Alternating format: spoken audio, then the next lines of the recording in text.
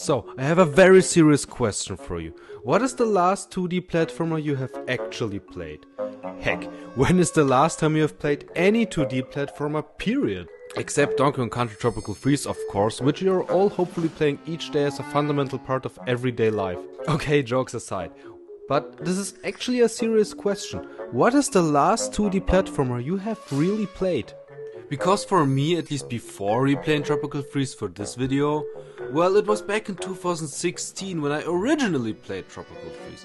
The reason for that is that there wasn't a single notable 2D jump'n'run that has released since.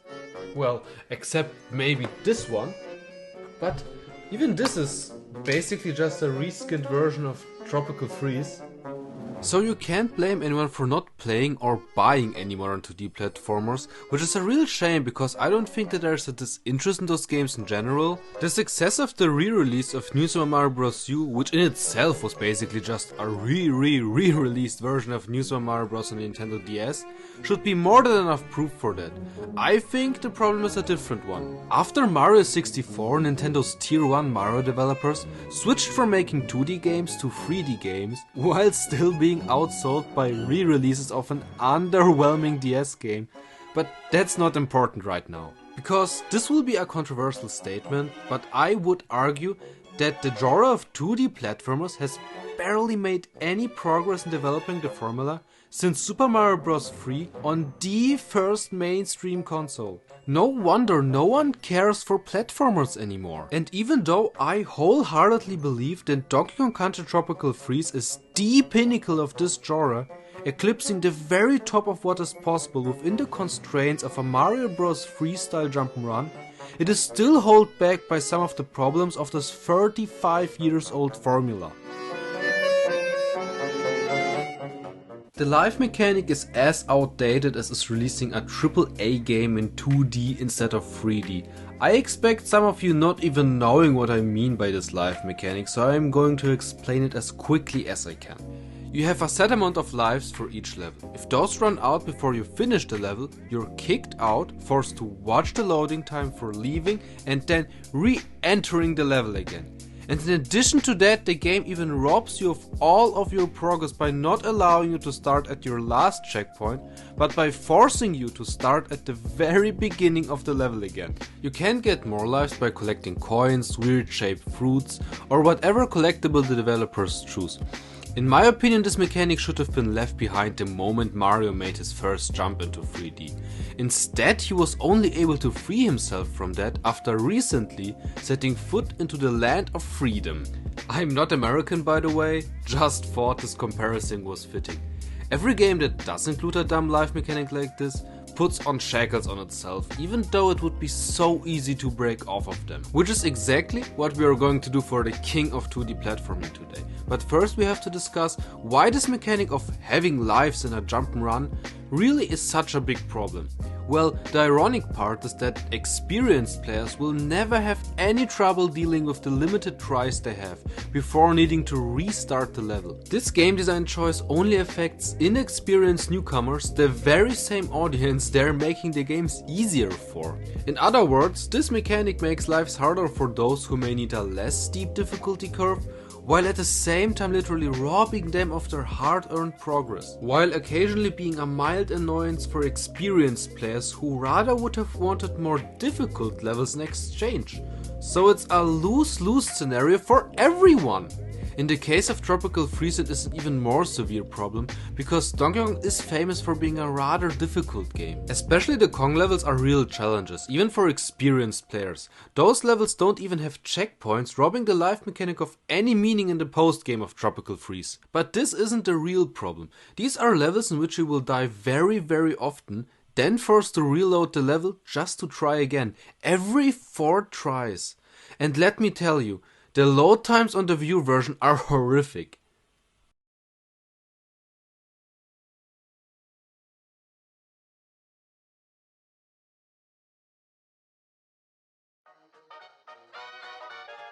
The game even has to help you cheating its own system by allowing you to buy up to 99 balloons in the shop for a very small price. As a result, the only part of the players affected are those who will die especially often. the newcomers to the series. Keeping this in mind, can you really blame them for not sticking with the Kong levels when confronted with loading times like this every 4 lives? Let me remind you that you will need at least 35 seconds after losing all of your lives just to get another shot of beating the level. In my opinion, you definitely can blame and even shame them, but not everyone is as uncompromising as I am when it comes to this game, and especially its amazing Kong levels. Maybe you're asking yourself right now, why did they include a mechanic like that when the problems are that obvious? It sure has to have some positive effects for the game. You can get more lives by collecting coins, weird-shaped fruits, or whatever collectible the developers choose. Yes, exactly. Like the whole objective of Returns and most bosses of Tropical Freeze, everything revolves around these weird-shaped fruits more commonly referred to as bananas. Being collected to get more lives is literally their only reason for existing. When you collect 100 of them, you get 1 more life. And they are everywhere. In plants, beneath those plugs, in secret rooms, or even after fulfilling some tasks, and I could keep going. Without 100 bananas giving you 1 more life, they would literally have no meaning in the game. Still, the few 2D jump runs that did release in more or less modern gaming had mostly left this mechanic behind. The modern Yoshi games, Yooka-Laylee, and most noteworthy, Rayman Legends. They all don't have this mechanic and have kept this lower tier of collectibles while getting rid of this dumb life mechanic. They did this by including a high score system which counts your collected music notes and gives you a badge or something if the game is satisfied by the result. I dislike the completionist style that the Yoshi games are going for being way too tedious. I much prefer the way Rayman solved this problem, awarding you with a trophy if you collect a certain threshold of fairies. I'm not sure if a high score mechanic would suit a game like Tropical Freeze.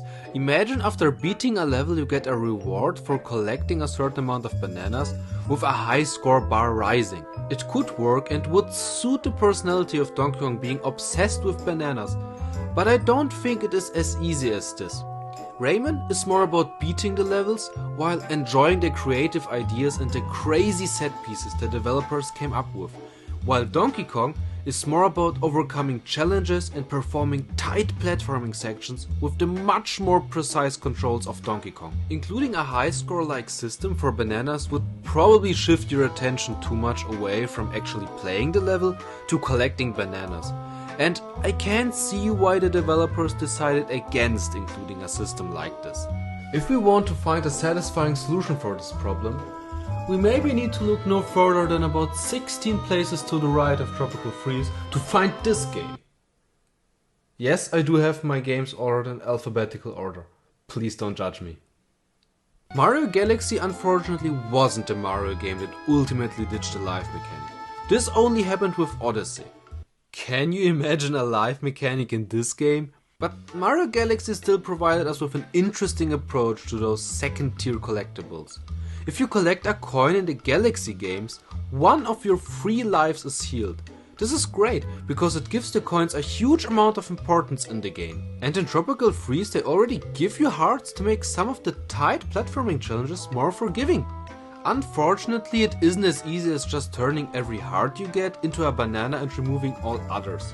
Because we actually don't want to reduce the total number of bananas in the game. Most of them do serve the purpose of being part of a small task, like collecting those floating bananas in between platforming sections, or just being a reward for those who find a hidden part of the stage, or most importantly, to show you how exactly to perform a jump.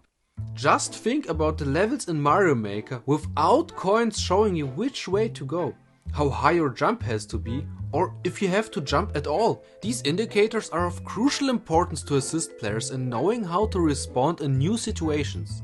They are important for new players as well as experienced ones to minimize the chance of dying to something unexpected. Otherwise, this will just let the player feel like it's not actually their fault for dying, but fault of the level design.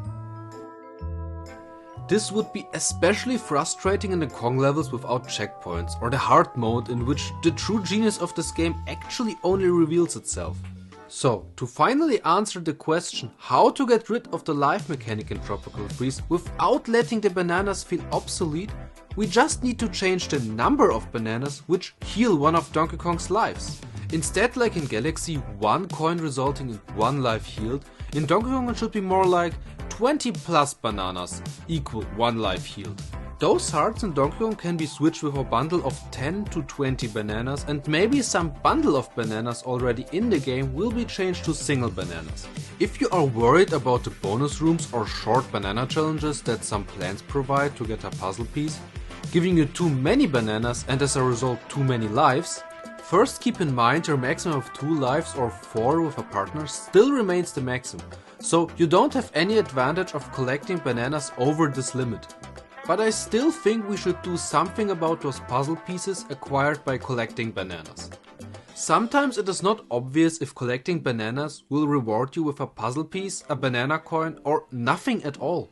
We can solve both of these problems at the same time by just introducing green bananas. Green bananas don't count for the 20 bananas healing you, they are just there for bonus rooms and other occasions where puzzle pieces are acquired by collecting bananas. This way you can see which bananas lead to a puzzle piece and which don't. To make it even more obvious, we can also change the color of the puzzle pieces to green. That was a lot. Many changes just to avoid a couple of loading screens and some lost progress. But I believe it is definitely worth it just to smoothen out the experience as a whole. I am a new YouTuber, so if you have enjoyed the video, make sure to leave a like and subscribe, because my next video is already coming next week, titled The Bad Decision. Thanks for watching, I wish you all a beautiful day, until next time. Ciao ciao!